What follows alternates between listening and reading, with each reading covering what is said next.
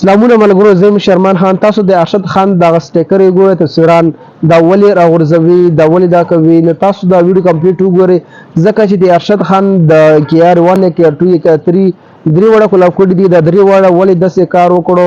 ارشد خان نن د پښتنو سره کومه مینه محبت دی هغه نن پته ولګېده.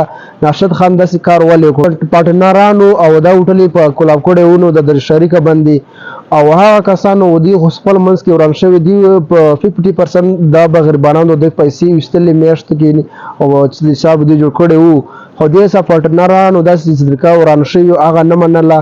ارشد خان وویل زما داسې هوټلې نه دي په کار، ځکه چې زه د غریبانان اخلم. چې تاسو پته بهر ملک چې کوم بیمار به وای به د بډینګ شل راغوري دی، بل چې بیمار هغه د کور ته رسولو. د ارشد خان غریبانو پاکستان سره ډېر خلکو دی مرسته کړې دي. تاسو به کتلې مې د ارشد خان نن هغه ارشد خان دا خبره وکړه، زه داسې خلک نه اخلم، زه غریبانان اخلم او دا دغه نه اخلم، ځکه چې دیو پارټنرانو او دیو دغه سرونه له پیسې نه منلې. ارشد خان وویل زه تاسو له هوټلې نه اخلم او زه د خپل غریبانان اخلم. نن واضح شو د ارشد خان یو پښتو یو غیرت وکړو او دا ویل دا هوټلې زما نه دي، اوس دا HKR ته متأخر هغه ته واوړېدلې او دا اوس د ارشد خان نه لاړې. ارشد خان به ځان بل نور بندوبست کوي. ارشد خان وویل اوس هم غریبانو سره زه ولاړم، چېرته بیماران چېرته هغه وي زه به هغو سره ځان رسوم. او د ارشد خان یو موږ د پته تاسو ډېر ارشد خان ځینې بدنامو شو، خلک داسې کوي او داسې دی. نن واضح درې وړه خپلې هوټلې پرېښودلې ارشد خان او زه غریبانان اخلم. دا دیو پیسې نه منلې. ارشد خان ویل ما زه منم زه نه منم. ارشد خان به هوټلې پرېښودلې په دې وجه باندې.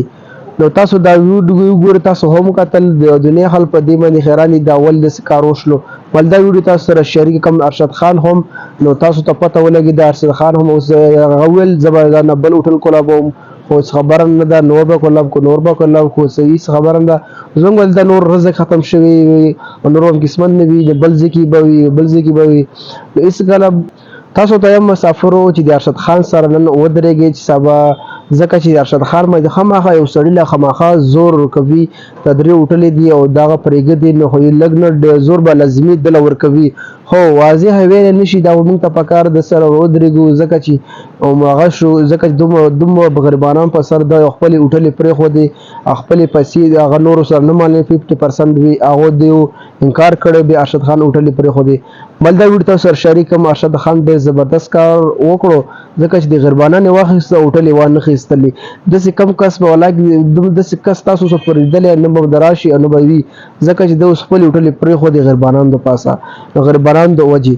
بل دا ویډیو تاسو سره شریک کړم. دا ویډیو په فیسبوک باندې ګورئ، فیسبوک پیج سره فالو کړئ، یوټیوب باندې ګورئ، یوټیوب چینل سبسکرایب کړئ او شرمان خان نور کې اجازه ستا دا ویډیو مخکې ملګرو سره لازمي شریک کړئ. ډېره مهرباني، والسلام.